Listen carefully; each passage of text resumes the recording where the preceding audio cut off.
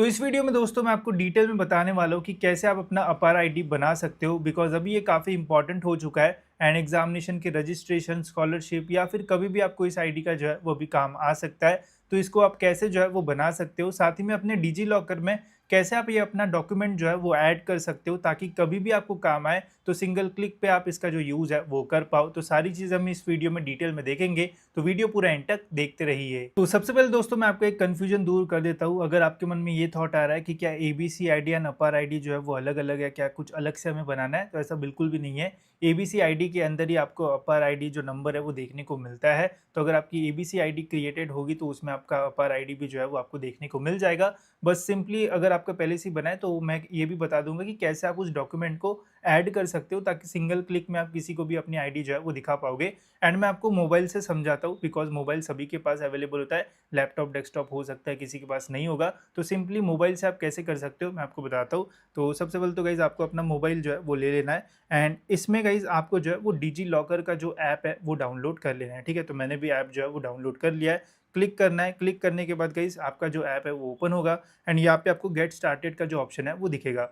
अब दो टाइप के यहाँ पे लोग हो सकते हैं। पहले ऐसे स्टूडेंट्स होंगे जिनका डिजी लॉकर में भी अकाउंट नहीं है, कभी भी उन्होंने यूज़ ही नहीं किया। एंड कुछ लोग हो सकते हैं जिनका डिजी लॉकर में भी पहले से जो अकाउंट वगैरह है वो बना हुआ है। ठीक है, तो अगर आपका अकाउंट नहीं बना है तो गेट स्टार्टेड पे क्लिक करोगे तो यहाँ पे आपको क्रिएट न्यू अकाउंट का ऐसा ही जो ऑप्शन है वो देखने को मिल जाएगा। वही अगर आपका पहले से बना होगा तो जिस भी मोबाइल नंबर से आपने अकाउंट बनाया है वो मोबाइल नंबर आपको डाल के जो है वो लॉगिन कर लेना है अपने डिजी लॉकर में। ठीक है, जिनका नहीं बना है उनको अकाउंट बना लेना है, जिनका बनाया है जो नंबर से आपने बनाया होगा वो डाल के आपको जो है वो लॉगिन कर लेना है। अब मैंने इसमें पहले से मैं लॉगिन करते रहता हूँ बिकॉज इसमें सारे डॉक्यूमेंट्स रहते हैं, तो मेरा पहले से यहाँ पे जो है वो सेव्ड है। इसके ऊपर क्लिक करूंगा तो यहाँ पे मैंने फेस आईडी लगा के रखी है तो ये ऑटोमेटिकली लॉग्ड इन हो जाता है। आपकी इसमें आपने कुछ अपना पिन वगैरह डाल के रखा होगा तो वो पिन डाल देना। अगर गलती से आप भूल गए होंगे तो रीसेट भी जो है वो हो जाता है। फॉरवर्ड पिन पे अगर आप क्लिक करोगे तो आधार कार्ड नंबर से आप रीसेट कर सकते हो या फिर मोबाइल नंबर जो जिससे आपने रजिस्टर किया होगा उससे भी आप जो है वो रीसेट कर सकते हो।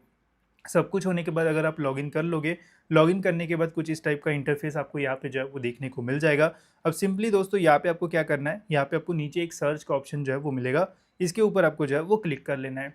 इसके ऊपर क्लिक करने के बाद सर्च डॉक्यूमेंट का टैब आता है, उसके ऊपर क्लिक करना है एंड यहाँ पे आपको सर्च डॉक्यूमेंट में जो है वो A B C I D नहीं बल्कि अपार आई डी जो है वो सर्च करना है। तो AAAPAAR ऐसा सर्च करोगे तो यहाँ पे अपार आईडी नीचे दिल्ली लिखा होता है, इस ये ऑप्शन आ जाता है। इसके ऊपर आपको जो है वो क्लिक करना है।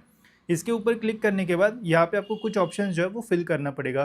पहला है दोस्तों जेंडर का, तो जेंडर पहले से ही रहेगा एंड आपका डेट ऑफ बर्थ जब आप ये अकाउंट वगैरह बनाओगे डिजी लॉकर का तो उसमें पहले से ही जो है वो फीड रहता है। देन है दोस्तों यहाँ पे आइडेंटिटी टाइप। आइडेंटिटी टाइप में यहाँ पे आपको जो है वो मल्टीपल ऑप्शंस मिलेंगे। पहला है रोल नंबर, देन है registered number, enrolment number, new admission या फिर none.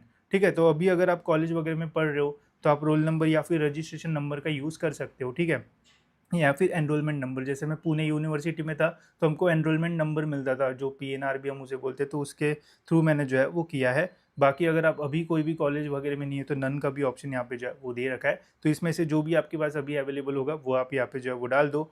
Then I am a student at, यहाँ पे ऑप्शन जो है वो लिखा हुआ है। ठीक है, तो अभी आप सपोज 12th में होंगे तो 12th का कॉलेज कोई यूनिवर्सिटी से एफिलेट होता ही है। ठीक है, जैसे नागपुर के आरटीएमएन हो गया, मुंबई के मुंबई यूनिवर्सिटी, पुणे के कॉलेजेस पुणे यूनिवर्सिटी। तो आपका जो कॉलेज है वो कौन सी यूनिवर्सिटी से एफिलेटेड वो डालो।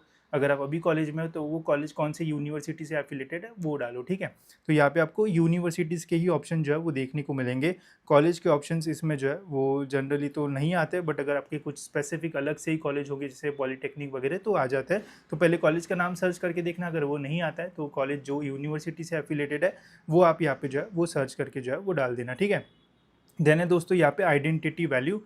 यहाँ पे आपको जो है जैसे अगर सपोज आइडेंटिटी टाइप में अगर आप रोल नंबर डालते हो तो यहाँ पे आपको अपना रोल नंबर जो है वो डाल देना है। अगर एनरोलमेंट नंबर डालते हो तो यहाँ पे आपको अपना एनरोलमेंट नंबर जो है वो डाल देना है। तो जो भी आप सिलेक्ट करोगे वो नंबर आपको यहाँ पे जो है वो डालना है। एंड एडमिशन ईयर, सपोज अगर आपने जो है वो 12th में अभी हो तो 12th में आपने एडमिशन कब लिया वो डालना है। अगर आप अभी ग्रेजुएशन कर रहे हो तो ग्रेजुएशन में आपने कब एडमिशन लिया वो ईयर आपको यहाँ पे सिंपली जो है वो डालना है। ठीक है, तो ये सारी डिटेल्स गाइस जैसे ही आप डालोगे एंड गेट डॉक्यूमेंट के ऊपर जो है वो क्लिक करोगे तो वो जो है वो थोड़ा प्रोसेस होता है एंड फिर बोलता है कि अभी हम वेरीफाई कर रहे हैं। वेरीफाई 1-2 सेकंड आपके जो है वो जाएंगे एंड देन गाइज आपका जो डॉक्यूमेंट है वो ऐड हो जाएगा। तो डॉक्यूमेंट चेक करने के लिए गाइज आपको सिंपली जो है वो होम स्क्रीन पे जो है वो आ जाना है। होम स्क्रीन पे आने के बाद गाइज़ यहाँ पे ऊपर आप देख सकते हो इश्यूड डॉक्यूमेंट ऐसा आपको जो है वो देखने को मिलेगा। अब मैंने यहाँ पे काफ़ी सारे अपने डॉक्यूमेंट जो है वो ऐड करके रखे हैं, जैसे Aadhaar card, driving licence, PAN card. तो यहाँ पे आपको अपना आपार आईडी कार्ड भी जो है वो देखने को मिल जाएगा।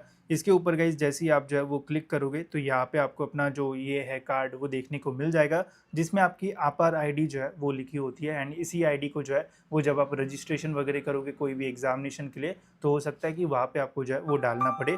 तो ये कुछ इस टाइप से आप जो है वो कर सकते हो, इसको आप डाउनलोड करके रख सकते हो या फिर अपने मोबाइल में डिजी लॉकर का ऐप रखो। इस आईडी को जो है वो अपना जैसे मैंने आपको बताया वैसे सेव करके रखो, तो आपके जो भी इशूड डॉक्यूमेंट है उसमें ये जो है वो सेव रहेगा। एंड कभी भी इसका एक्सेस करना रहा तो बहुत ही ईजिली आप इसका एक्सेस जो है वो कर पाओगे। ठीक है, तो बहुत ही सिंपल प्रोसेस है, ज़्यादा दिमाग लगाने की ज़रूरत नहीं है। डिजी लॉकर अगर नहीं है तो क्रिएट अकाउंट कर लो एंड जैसे मैंने आपको प्रोसेस बताई है वो फॉलो करो, आपके सारे प्रॉब्लम जो है वो सॉल्व हो जाएंगे। कुछ भी डाउट होगा तो कमेंट सेक्शन में मुझे जो है वो बता देना, वहाँ से मैं आपके सारी प्रॉब्लम जो है वो सॉल्व कर दूंगा। ठीक है, तो फिलहाल दोस्तों इस वीडियो में इतना ही, मिलते हैं ऐसी और एक इन्फॉर्मेटिव वीडियो में।